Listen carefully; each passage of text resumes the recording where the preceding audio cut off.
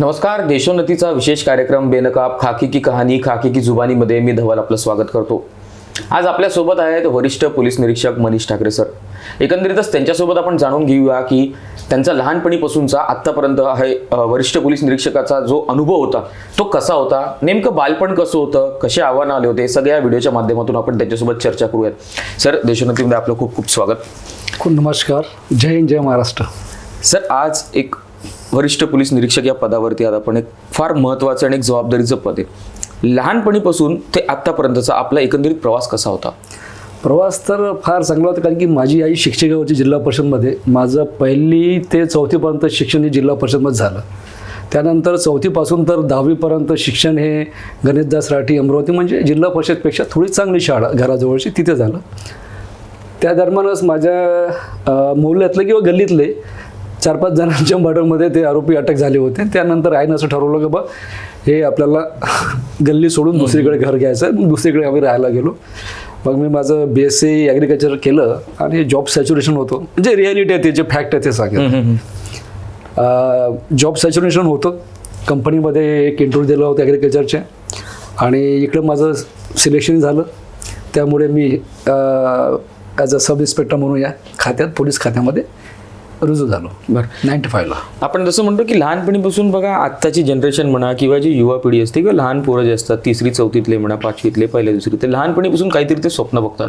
जर आपल्या घरच्यांना मित्रांना हे सांगतात की नाही मला मोठं होऊन मला डॉक्टर बनायचं आहे, कोणी म्हणतं मला इंजिनियर बनायचं आहे, कोणी म्हणतं आर्मीमध्ये, कोणी म्हणतं पायलट म्हणून. तुम्ही कधी लहानपणीपासून स्वप्न बघितलं होतं की नाही मला पोलीस खात्यातच जायचं आहे? नाही, कधीच नाही. मी असं कधी विचार केला नाही, कारण की मी शेतकरी असल्यामुळे, शेतकरी कुटुंबातलं होतं, माझं बॅकग्राऊंड पण शेतकरी कुटुंबातलं होतं. तर आईचं एक स्वप्न होतं का बा मी BSc ॲग्रिकल्चर झाल्यानंतर कुठंतरी आनंदला जावं आणि एक उद्योजक व्हावं. परंतु BSc ॲग्रिकल्चरमध्ये असतानाच माझी आई पंचतत्वात विलीन झाली. ते स्वप्न माझं हुकलं. त्यानंतर मला माहीत होतं का मला नोकरी, सरकारी नोकरी करायची आणि कोणती तरी नोकरी पाहिजे होती, म्हणून मी या खात्यामध्ये मी प्रवेश केला. असं काही लहानपणी तसं जशी प्रेरणा असते का पोलीस ऑफिसर व्हावं, कोणाला कॅप्टन व्हावं, डॉक्टर व्हावं, असं काही नव्हतं. मी एक शेतकरी व्हावं, तसं एक म्हण होती त्याच्यामध्ये, उत्तम शेती, मध्यम व्यापार आणि कनिष्ठ चाकरी. परंतु काही अडचणी आल्या होत्या, कौटुंबिक अडचणी होत्या, काही कौटुंबिक कलह होते. त्यामुळे मग मी या खात्याकडे वळलो. फॅमिलीमध्ये पण कोणी कधीच म्हणजे पोलीस खात्यात? नाही, माझ्या फॅमिलीमध्ये कोणीच पोलीस खात्यामध्ये नाही आहे. सगळे ऑल आर मेडिकोज, म्हणजे सगळे मेडिकल फॅकल्टीचेच आहे. मी एकमेव फक्त पोलीस खात्यामध्ये आहे. यापूर्वी पण माझ्या म्हणजे पूर्वजामध्ये कोणीच पोलीस खात्यामध्ये नव्हतो. बरं, मग जेव्हा आपण पोलीस खात्यामध्ये एंटर झालात, म्हणजे जेव्हा आपल्याला खाकी वर्दीचा जो आहे तो एक मान मिळाला, आपण खाकी वर्दी घातली, घरच्यांची काय अनुभव होते, म्हणजे घरच्यांची कशी भावना होती? घरच्यांनाही त्यावेळेस तर मग मी, माझा लहान भाऊ माझ्यासोबत होता, कारण की बहीण याला टाटा हॉस्पिटलला होती. त्यामुळे माझा लहान भाऊ सोबत होता. तर बरंच त्यामुळे ज्यावेळेस मी खाकी घातली अंगावर, तर माझ्या मोहल्ल्यात पण मला खूप सारं क्रेडिट मिळायचं. ज्यावेळेस मी ॲज अ म्हणजे संघर्ष होतं, म्हणजे आफ्टर ग्रॅज्युएशनमध्येच मी पास झालो होतो. ग्रॅज्युएशन झाल्याबरोबरच तर मला अनुभवलं की चहाच्या टपरीवर माझे मित्र पण होते जे सेल्टस इन्स्पेक्टर झाले होते आणि मी सब इन्स्पेक्टर झालो होतो. तो चहाचा जो मालक होता तो सुद्धा चहा ऑफर पहिल्यांदा मला करा. तर त्यावेळेस मला रिअलाइज झालं की काहीतरी इसमें दम आहे. हो, त्यावेळेस माझा कल असा होता की 1640 हे बेसिक होतं आणि STIला 1440 आणि याचं 1660 रुपयाचं इन्क्रीमेंट होतं प्रत्येक वर्षी. आणि STIला सेल्टस इन्स्पेक्टरला 40 रुपयाचं इन्क्रीमेंट. त्यात 200 रुपये जास्त होते, परंतु मला त्याच्यापेक्षा ते मला खूप महत्त्वाचं वाटलं. एक चहा टपरीवाला मला खूप मान द्यायला लागला त्यावेळेस. तसंच माझ्या मोहल्ल्यातल्या लोकांना ज्यावेळेस समजलं का हा पोलीस सब इन्स्पेक्टर झाला, त्यावेळेस त्यांचा बघण्याचा दृष्टिकोन माझ्याबद्दलचा एकदम बदलून गेला, चेंज झाला. जेव्हा या सगळ्या गोष्टीची जेव्हा ट्रेनिंग चालू असते, जसं आपण म्हणतो की सगळे लोक प्रॅक्टिस करत असतात म्हणजे पोलीस भरतीसाठी, मग ती रनिंग असो अथवा बाकी सगळे, त्या गोष्टीचा त्याबद्दलचा अनुभव आपला कसा होता? पहिल्यांदा तर मी जसं ग्रॅज्युएट झालं, माझा एक आमच्या ॲग्रिकल्चरमध्ये शेवटचा एक 6 महिन्याचा काळ हा रावेचा असतो, म्हणजे फील्डवर, ॲक्च्युअल फील्डवर जायचा असतो. तर मी रावेमध्ये असतानाच, फायनलीमध्ये असताना एक्झाम पास झालो 93ची. आणि पास झाल्यानंतर मग माझ्या लहान भावानं म्हटलं की तो आणि मी दोघे जण कॉम्पिटेटिव्हच्या याच्यामध्येच आम्ही डिस्कस करायचो. तो म्हणे मेन आपण सिलेक्ट होऊन जातो. तो मेन पण मी माझे क्लिअर झालं. मेन क्लिअर झाल्यानंतर फिजिकल केल्यानंतर मला 139 मार्क मिळाले. तर मला वाटलं की माझं फिजिकल कुठंतरी कमी पडत आहे, म्हणजे रनिंग जिथं 100 मार्क्स होते तिथं मला 50च मार्क्स मिळाले. तर मग मला त्यावेळेस कॉन्फिडन्स आला की बा आपल्याला दुसऱ्या वेळेस की आपण फक्त रनिंगची जर समजा 6 महिने 8 महिने प्रॅक्टिस केली तर आपल्याला आपण 100% शुअर याच्यामध्ये सिलेक्ट होऊ. आणि मला माहित होतं प्री आणि मेन माझे निघतात, फक्त मला जो फिजिकल होतं म्हणजे शॉर्टपुट आणि रनिंग, तर मी रनिंगमध्ये शॉर्टपुट तर तेवढंच जाणार होता जेवढं तुमच्यामध्ये शक्ती आहे तेवढाच पॉवर आहे तेवढंच जाणार होता, पण रनिंगमध्ये मी कव्हर केले आणि दुसऱ्या वेळेस मला चांगले मार्क्स मिळाले आणि माझं सिलेक्शन तसंच होऊन गेलं. मला नक्कीच. जसं की आपण म्हणतो की सामान्य नागरिक असतील किंवा जे कोणी म्हणजे पोलीस खात्याच्या व्यतिरिक्त त्यांच्यामध्ये एक प्रतिमा किंवा त्यांच्या डोक्यामध्ये एक असं एक बनलेलं असतं की पोलीस इन्स्पेक्टर म्हणजे हातामध्ये बंदूक, रिव्हॉल्वर, वरती तारे आणि त्याच्यावरती कारमध्ये ते फिरणार आणि पूर्ण सगळं निरीक्षण करणार, सगळं करणार. प्रॅक्टिसच्या काळामध्ये जेव्हा आपण प्रॅक्टिस म्हणा अथवा जेव्हा रुजू झाले आपण कामावरती, तेव्हा जेव्हा पहिल्यांदा असली रिव्हॉल्वर आपण हातात पकडली होती तेव्हा कशी भावना होती? नाही, त्यावेळेस एक रोमांच होता की आम्हाला फायरिंग प्रॅक्टिसला घेऊन जायचे. खूप अट्रॅक्शन असते ते पण खूप, म्हणजे बऱ्याच लोकांना जीवनात बंदूक मिळत नाही आणि आपण त्याचे हक्कदार झालो आहोत, आपल्याला ते आता मिळतं. सध्या माझ्याजवळ आहे, बरेच सिनियर इन्स्पेक्टर वापरत पण नाही, पण ते माझ्या एक म्हणजे त्यावेळेचा जो एक क्षण असतो, म्हणजे समजा एखादी बाई आपल्या मुलाला जन्म देते किंवा पहिल्यांदा कोणी लग्न करतो किंवा कोणाचं फर्स्ट जे काही प्रेम असेल, तो असं एक त्यावेळेस एक रोमांच झाला. हे अपने को मिल गया आज. कारण की बऱ्याच लोकांना पाहतो की ते त्या गोष्टीसाठी त्यांना विरह असतो, काही त्यांना हे वाटतं की आपल्याजवळ नाही आहे, पण ते आमच्याजवळ आहे. त्यामुळे एक अभिमान पण आहे आणि तो एक क्षण म्हणजे एक वेगळा क्षण असतो ज्या दिवशी पहिल्यांदा आपण फायर करतो का नाही, आणि तो मनातला एक राहतो की आपण फायर कर दिया. नक्कीच. प्रॅक्टिस सेशनच्या व्यतिरिक्त कधी रिअल लाईफमध्ये असा कोणता क्षण आला जेव्हा तुम्हाला खरंच ॲटलिस्ट हवेमध्ये किंवा कशामध्ये कधी म्हणजे फायरिंग करावी लागली? मी इन्सर्जंट एरिया गडचिरोलीमध्ये कमांडो इन्चार्ज म्हणून काम केलं 4 वर्ष.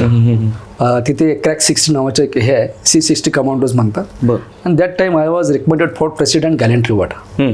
माझं राष्ट्रपती शौर्य पदकासाठी नाव गेलेलं आहे. त्यावेळेस गेलो होतो, पण मला मिळालं नाही. जे काही स्क्रुटनी असते, वरची स्क्रुटनी असते, सेंट्रल स्क्रुटनी असते, त्याच्यामध्ये मला मिळालं नाही आहे.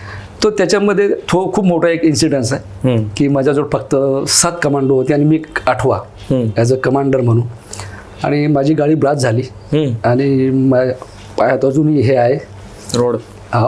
तर त्याच्यामध्ये मग मी गाडी ब्लास्ट झाल्यानंतर मी जे शौर्य कथा केलेली आहे ते खूप मोठं 6-7 पानाची आमच्या त्यावेळेस तत्कालीन जे पोलीस अधीक्षक होते म्हणजे दगराव साहेब यांनी फार सुंदर ते सायटेशन तयार करून पाठवलं होतं. तर असे प्रसंग आलेले आहे. तसंच त्या प्रसंगाबद्दल थोडंसं सांगा. म्हणजे आता गाडी ब्लास्ट होणं सन 2000 ची गोष्ट आहे. जिल्हा परिषदचं इलेक्शन होतं आणि मी ॲज अ C60 कमांडो म्हणजे कमांडर आहे, म्हणजे माझ्याकडे 4 सब इन्स्पेक्टर माझेच सहकारी होते आणि जवळपास 10, 11, 12 पार्ट्या होत्या. तर सगळ्या पार्ट्या ह्या आम्ही बूथवर रवाना केलेल्या होत्या. काही साऊथ, नॉर्थ, ईस्ट अशा सगळ्यांना झालं होतं. एक रिझर्व्ह पार्टी होती जी फक्त SP साठी असते, ती राहिली होती. त्याच्यामध्ये बऱ्याच लोकांचे काही इंज्युर्ड पर्सन आणि जे ऑफिशियल काम करतात पूर्वी ज्यांच्याबद्दल घटना झालेल्या आहे आणि आता कोणाला पायाला लागलेलं आहे आणि फक्त 1-2 जे चांगले जे सुटून परत आलेले, अशी एक 10-15 लोकांची पार्टी राहिली होती, शिल्लक 14 लोकांची. तर सकाळीच सरांचा फोन आला की SDPO वळसा यांनी म्हणे एक पथक मागितलं. बोले यार ठाकरे तुम निकलो बोले. तो बोले कितने लोक आहे? म्हणजे मला 14 लोक आहे. आणि मी तिथे गेलो. बेळगावला गेल्यानंतर तिथे SDPO साहेबांनी म्हटलं की हे 7 लोक तुम्ही यातले देऊन द्या आणि 7 लोक तुमच्याजवळ ठेवा. 7 लोक त्यांना घेऊन ते दुसरीकडे गेले होते. मला ते जिल्हा परिषदचं मी संपूर्ण बॅलेट पेपर हे घेऊन समोर जाऊन कैमूल नावाचं एक गाव होतं, तिथून रात्री मुक्काम केला आम्ही आणि सकाळी आम्हाला त्या 7-8 ठिकाणी ते इलेक्शनचं साहित्य विथ पार्टी सहित ह्युमन म्हणजे माणसं सहित आम्हाला तिथे सोडून द्यायचं होतं. तर मी कैमूरपासून मग सावलीकडे चाललो होतो आणि ते मी साहित्य सोडलं तिथे आणि परत येत असताना माझ्याकडे समजा 7 हे होते. माझी जिप्सी पहिल्यांदा, एक दुसरी गाडी जीप असते ज्यामध्ये आपलं धान्य असते थोडंसं, म्हणजे चावल, तांदूळ वगैरे, गन्स वगैरे जे आम्ही C60चे कमांडो घेऊन जातो. आणि तिसऱ्या गाडीमध्ये एक डेप्युटी कमांडर. तर पहिल्या गाडीमध्ये मी आणि एक कर्मचारी होता, दुसऱ्या गाडीमध्ये हे होते. तर माझी गाडी जशी ॲम्ब्युसमध्ये आली, पहाडी होती, आल्यानंतर मी माझ्या ते साहित्य माणसांना सोडून दिलं तिथे. परत येत असताना माझी गाडी ब्लास्ट झाली. गाडी ब्लास्ट झाल्याबरोबर मी माझी AK-47 काढली, ड्रायव्हरने त्याची त्यावेळेस 303 सिंगल वाली आणि मागच्या जवळ SLR होती, तर त्याला इथे गोळी लागली होती. त्याचं पूर्ण हे बाहेर निघालेलं होतं, तो खाली पडलेला होता, त्याला बाहेर काढलं, गाडी खाली पडली, त्याच मला खूप जोरात लागलं, पण तरी मी फायर केलं. फायर करत करत मी त्या कर्मचाऱ्याला बाहेर नेलं, कुठे या बॅक साईडला आपलं, आणि समोरून पहाडून फायर येत होता. मला एक आठवत होतं, मी कॉल दिला, तिसरी ह्या 2 गाड्या ह्या ॲम्बुसच्या बाहेर आल्या होत्या जस्ट. माझी एकटीचीच गाडी फसली होती, एका कर्मचाऱ्याला झालं होतं. मग मी ड्रायव्हरला म्हटलं की तू म्हणजे याला घे, निघून जा म्हटलं, त्याला समोर घेऊन जायला. तो म्हणे साहेब मी फायर करतो, तुम्ही मागे जा.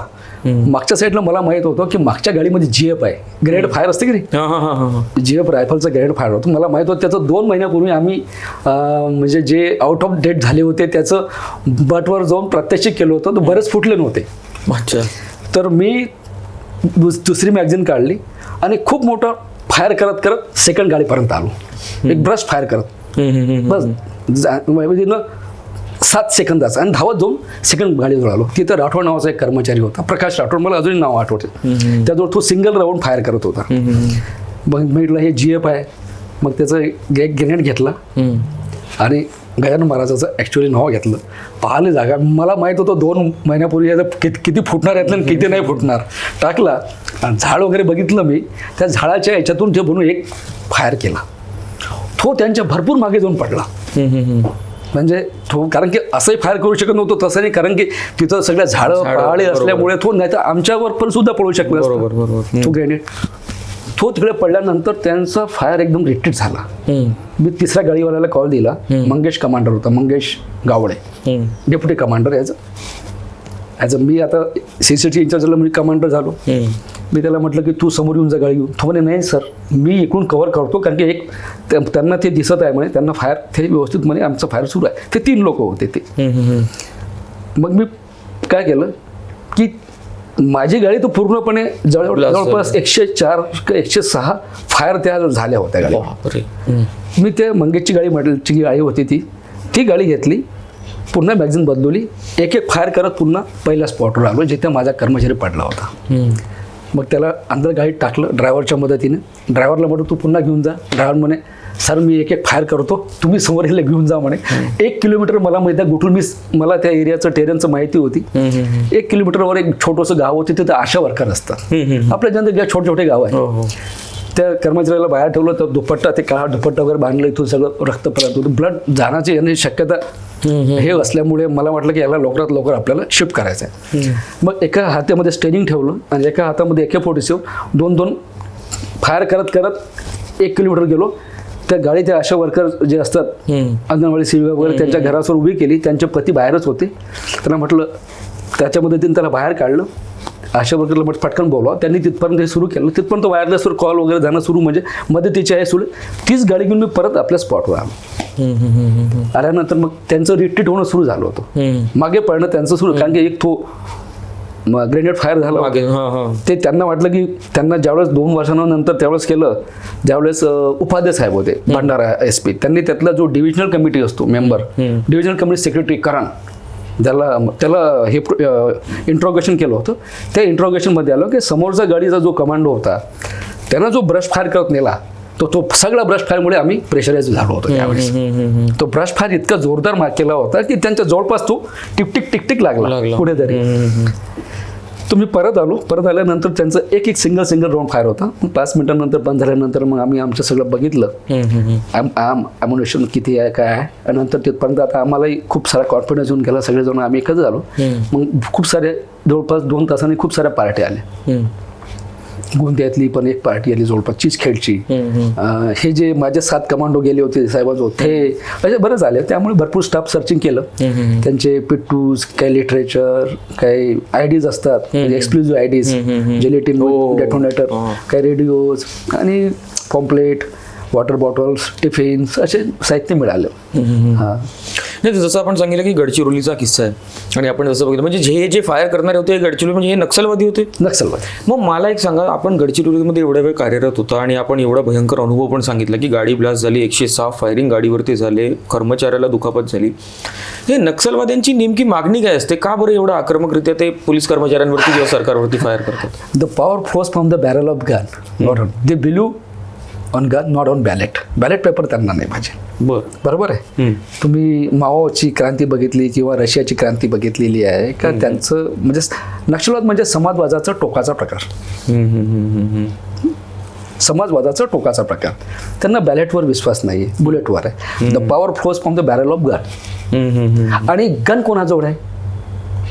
बाकीच्या टीचरकडे आहे, ग्रामसेवकाकडे आहे, पटवारीकडे आहे, फॉरेस्टकडे पण नाही आहे. एकमेव म्हणजे पोलीस एजन्सी. आणि पोलीस एजन्सी ही शासनाच्या आपले योजना इम्प्लिमेंटेशन करायला प्रत्येकाला सिक्युरिटी देते. त्यामुळे ते म्हणजे त्यांचे शत्रू झालेले आहेत. हे जर शत्रू खतम झाला तर त्यांची क्रांती होईल, त्यांची सत्ता येईल. बरोबर आहे. म्हणून पोलिसावर जास्तीत जास्त अटॅक असतात. नक्कीच. सर आता आपण इतक्यात पाहिलं असेल की एक नवीन ट्रेंड जो आहे तो हे सायबर कर्मचाऱ्यांनी, सायबर गुन्हेगारांनी सुरू केलेला आहे, ज्याच्यामध्ये डिजिटल अरेस्ट नावाचा हा जो विषय हा चांगलाच गाजतो. त्याच्यामध्ये तुम्हाला व्हिडिओ कॉल येतो, प्रॉपर पूर्ण सेटअप केलेलं असतं, पोलीस स्टेशन पूर्ण मागे दिसतं, कर्मचारी प्रॉपर युनिफॉर्ममध्ये असतं आणि ते म्हणतात की तुम्हाला आम्ही डिजिटली अरेस्ट करतोय, एवढं जे काही त्यांची डिमांड असते पैशाची किंवा हे तुम्ही फसवणूक केली असं जर का तुम्ही केलं तर आम्ही तुम्हाला अरेस्ट नाही करू. नेमकं प्रकरण काय? कारण की आपण जर का बघितलं असेल आजकाल आपण फोनही लावतो, फोन लावल्यावरती तीच एक कॉलरट्यून ऐकू येते जी शासनाने चालू केलेली आहे प्रत्येकाला अवेअर करण्यासाठी. हा प्रकरण नेमका काय आहे? डिजिटल काय आहे की आपली भारताची जनसंख्या पण जबरदस्त आहे, बरोबर आहे. आणि भारताच्या जनसंख्येमध्ये इंटेलेक्च्युअल प्रॉपर्टी पण खूप आहे लोकांजवळ, आपल्या तरुणांजवळ. हे तर जे सेटअप तयार केलं असतं, डिजिटल अरेस्ट हा कुठेही नाही आहे कायद्यामध्ये. बरोबर, कायद्यामध्येच नाही आहे डिजिटल अरेस्ट. तर जर समजा पूर्वी जसं फिशिंग फ्रॉड व्हायचे, फिश म्हणजे बा गळ टाकायचं, तुम्हाला तुमच्या पांढरे केस काळे कसं होईल, तुम्हाला सुंदर मुलगी भेटेल, तुम्हाला फ्री लॉटरी लागली, तुमच्या जे काही फ्रान्स मधला माणसाला तुम्हाला पैसे सोडलेले आहे. आणि ह्या लालचेसाठी लोक ठेवायचे. पण आता लोक एवढं अवेअरनेस केलेलं आहे का त्यामुळे लोकांना आता माहीत झालं आहे का बा आपल्या डोक्यावर काही केस येणार नाही, तेल विकलं झालं. तसंच आपल्याला कोणी लॉटरी लावणार नाही, हे पैसे नाही म्हणून ते फसत नाही. फिर आता नवीन ट्रेंड केलेला आहे की बा डिजिटल तर ते सेटअप तयार करणे, जसं फिल्म इंडस्ट्रीमध्ये असतात तसं. आणि याच्यावर जर बळी पडल्याचं तर चांगले मोठमोठे जे विचारवंत आहे म्हणजे जे चांगले समजू शकतात ते लोकांना. पण असं डिजिटल अरेस्ट हा कायद्याचे कुठे व्याख्येतच नाही आहे. तर त्यांनी सरळ आपल्याला जवळच्या पोलिसांना 112ला जरी कॉल केला तर तात्काळ 7 ते 8 मिनिटात पोलीसवाले तिथं पोहोचतील. त्यानंतर तसा प्रकार घडला तर तात्काळ आपलं सायबर पोलीस स्टेशन आहे, सायबर एक DCP रँक सारखे अधिकारी असतात मोठमोठ्या शहरामध्ये. छोट्या शहरामध्ये पोलीस इन्स्पेक्टर या DYSP असतो, पण ते तात्काळ दखल घेतल्या जाते. त्यानंतर ते IP ॲड्रेस वगैरे नंतरचे सायबर एक्सपर्ट जे आहे आमच्यामध्ये ते त्याला डिटेक्ट करतात. नक्कीच. जसं जर आपण बघितलं चित्रपटाचा उल्लेख मी आधी केला होता, पण बऱ्याचदा काय होतं की अनेक चित्रपटांमध्ये असं दाखवलं जातं की पोलिसांची जी प्रतिमा आहे ती निगेटिव्ह रूलमध्ये दाखवली जाते, जसं की पैसे खातीन किंवा टाईमवरती काम नाही करतील किंवा काय अनेकदा असं दाखवलं जातं. आणि त्यामुळेच आपण बघितलं की समाजामध्ये किती प्रवर्ग अशा गटातले पण आहे की जे पोलिसांपर्यंत यायला घाबरतात. किंवा आपण ऐकलं असेल की बाबा पोलिसांच्या लफड्यात पडायला नको, पोलिसांसोबत मैत्री चांगली नाही, पोलिसांसोबत वैर पण चांगला नाही. पण जसं की आपण पाहिलं रियालिटीमध्ये तसं नाही आहे. आपण एक फोन लावला, जसं आपण सांगितलं 7 ते 8 मिनिटामध्ये पोलीस आपल्या घरी आपल्या जागेवरती पोहोचतात. तर तुम्ही अशा प्रवर्गातल्या किंवा अशा मेंटॅलिटीच्या लोकांसाठी काय आवाहन करा? एक तर काय, मी एक छोटंसं स्टोरी सांगतो. समजा 2 मुली चालल्या, मंदिरात गेल्या, मंदिरातून बाहेर आल्या आणि रस्त्याने जात आहे. 2-4 मुलं आले, टार्गेट पोरं आले, त्यांच्या पाठीमागे जात आहे. त्यांना प्रत्येकाला 6 सेन्स आहेच. त्या मुलींना फक्त एवढं जरी पलटून म्हटलं लावा रे पोलिसांना फोन, 2 मिनिटात ते मुलं तिथं दिसणार नाही. त्यांना माहीत आहे, कारण की त्यांना हे आणि काय आहे की पोलिसांना रोज केसेस दाखल होतात. जी आजची जे लोकांची कल्पना आहे की सामान्य माणूस पोलिसांची पायरी चढत नाही, असं नाही. बरेच जण येतात आणि आम्हाला पण अशी शिकवण दिली, आम्हाला तर माझ्या आईनं दिली आहे की समानुभूती. बरोबर. समानुभूती ज्यावेळेस आमच्याकडे जर कोणी कंप्लेंट येत असेल समजा सपोज मी या खात्यात नाही, मी ॲग्रिकल्चर ऑफिसर असो झालो, मी BSc ॲग्रिकल्चर केलेलं आहे, किंवा मग मी कुठं क्लर्क असतो किंवा कुठे बिझनेस करत असतो, मी त्या जागेवर असतो आणि त्या जागेचं मला रिअलाइज काय होईल. आम्ही समानुभूती बघतो. आमच्याकडे जो येणारा जो तक्रार करता असतो त्यातले 50% तक्रार करता असे असतात का पुलिस को ऐसा वापरू क्या वैसा वापरू, इससे पुलिस से ये काम करवा लू क्या उसका गेम करवा लू, हे पण असतात. पण ज्या रियालिटी आहे म्हणजे ज्यांच्याबद्दल आम्हाला वाटते, एक 4-5 महिन्या पूर्वीचीच केस आहे. एक वयस्कर इसम माझ्याकडे आलेले होते. मिसिंग नंबर असेल, नंबर तर नाही आठवत, वयस्कर दोघं पती पत्नी होते. जस्ट मी बाहेर निघणार आणि ते आले. मी म्हटलं काका काय वगैरे, त्यामुळे माझा मुलगा आहे असा असा आणि तो मिसिंग आहे आणि तो सुसाईड करू शकतो. मी तात्काळ त्यांना बोलवलं आणि मी चहा तर नाही ऑफर करू शकतो, मी त्यांना पाणी दिलं वगैरे. हे माझ्या चेंबरमध्ये किंवा आम्ही सगळेच कर्मचाऱ्याला सांगतो की अरे कमीत कमी आम्ही चहा नाही पाणी ऑफर करतो. बरोबर. त्यांचं त्यांचं ऐकून घेतलं, त्यांचं लोकेशन काढलं, ते निघालं 7 सिस्टममधलं कोहिमा म्हणजे मिझोरामच्या आसपासचं निघालं. ते एक केमिकल इंजिनियर होते आणि वय 37 वर्ष. ते म्हणाले की हैदराबादमध्ये भावाकडे जातो किंवा बहिणीकडे जातो, पण ते तिकडे गेलेच नाही आणि निघून गेले. आणि त्यांनी एक संभाषण केलं होतं की बा it is my last chance. असतात प्रत्येकाला. मी तिथले सगळे ते नेटवरचे नंबर काढले, कारण की मला इम्पती होती त्यांच्याबद्दल, त्यांच्या मनात काय चाललं असेल. ते दोघं वयस्कर लोक, एक 80 वर्षाचा ग्रस्त आणि एक 75 वर्षाची आई. मी त्यांच्यासमोर ते पाहत होते, मला मी काय करत आहे म्हणून फटाफट नेट हे काढून ते नंबर काढणे. मग तिथं एकही कॉल लागत नव्हता. मग काय केलं, तात्काळ गेलं मी SP कोहिमाला मेल करून टाकला, अलर्ट मेसेज वगैरे फटाफट दिले. तिथला एक नंबर लागला, ते मेल पाहिला, त्यांनी मला फटकन उत्तर आलं. मी खाली माझे नंबर टाकले, तुम्ही बोले तो बोले तुम्ही बोलो निंबू जो वहाँ के SH हो उनसे बात कर लो. निंबू नाव होतं त्यांचं, मला आठवते, अजूनही आठवते.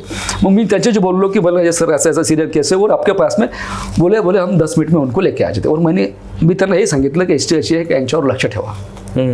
कारण की काय आहे की तो ते गेले, त्या गृहस्थाला त्यांनी 37 वर्षाच्या आणलं, त्यांना जेवण वगैरे खाऊ घातलं, ठेवलं. आणि हे यांचे जे हे 2 दाम्पत्य होते, हे यांनी फटकन त्यांच्या मोठ्या मुलाला आणि जावायला सांगितलं. एक हैदराबाद आणि एक बँगलोरहून ते तात्काळ निघाले तिकडे. ते बाय फ्लाईटने निघाले, त्यांनी आणलंय, त्यांना ॲप्रिशिएट केलं. पोलीसवाले की पाठीवर हात थोपून स्वतःची पाठ थोपून घेत नाही, पण असे किस्से असतात. आणि काय की हिंदी पिक्चरनं तर आम्हाला सगळं डॅमेज केलेलं आहे. फार पूर्वी पिक्चर यायचं की सगळं हिरो हिरोईन सगळं सांभाळलं, तुम घेरे में आ जाओ, तुम सबको घेर लिया पुलिसने, सगळ्यात शेवटी दाखवायचा रोल. पण आज हा पोलीसचा जर क्रुशियल रोल आहे. जर महाराष्ट्रात जर समजा विकासाचे कामं करायचे असले किंवा डेव्हलपमेंट आहे, लोकांना दुसरा जर सुरक्षित वाटत असेल तरच ते आपले पैसे इथे गुंतवणार ना. बरोबर आहे. पोलीसचं खूप मोठी भूमिका आहे. बद्दल बरेच लोक सेटल होताना मी बोलताना तामिळनाडू आहे, इकडे आहे, तिकडे आहे, तर महाराष्ट्र इज अ पीसफुल. तर याचं आमचं जे महाराष्ट्र पोलिसांचे जे सिनियर कॅडर आहे, जे महाराष्ट्र पोलीसचा बेसचा जो कॉन्स्टेबल आहे, त्यांनी जी मेहनत केली असेल, 1-2 प्रसंग होत असतात का ते झालेले आहे का बा, काही एखादा पांढरा कागद असतो त्याच्यावर एक काळा जरी टिंब ठेवला आपण तो काळा टिंबच दिसतो. तो असे 1-2 प्रकरण असतात. पण ओव्हरऑल नाहीतर काय, तर बरेच खाते बंद झालेले आहे. जसं फिशरीज वगैरे जे कामाच्या गोष्टी नाही. समजा आपण जसं फार पूर्वी सांगितलं आपल्याला डार्विननं की बा आपण माकड होतो, जी गोष्ट कामाची नाही, शेपटी नव्हतीत गेलेली आहे. जर पोलिसाचं काम नसतं तर पोलीस स्टेशनही बंद झाले असते. पोलीस स्टेशन तो वाढत आहे, रिक्रुटमेंट वाढत आहे, अधिकारी वाढत आहे, कर्मचारी काढत, कारण की हे समाजाला गरज आहे. समाजाला माहीत आहे का प्रत्येक माणसाला वाटते का जडी थडी काष्टी पोलीस असावं. नक्कीच. आजच्या युवा पिढीला आपण काय आवाहन करा? युवा पिढीला हेच आवाहन करतो की मी एक पथनाट्य पण तयार केलं होतं की तुम्ही ज्यावेळेस 12वी नंतर कॉलेजमध्ये जाता, 12वी नंतर कॉलेजमध्ये झाल्यानंतर तुमची जर मित्रमंडळी आणि जर काही चुकीच्या वाम मार्गाला लागले ना, जो तुमचा मायबाप तिथं हे करत आहे, तर त्याला तुम्ही विसरू शकणार नाही कधीच.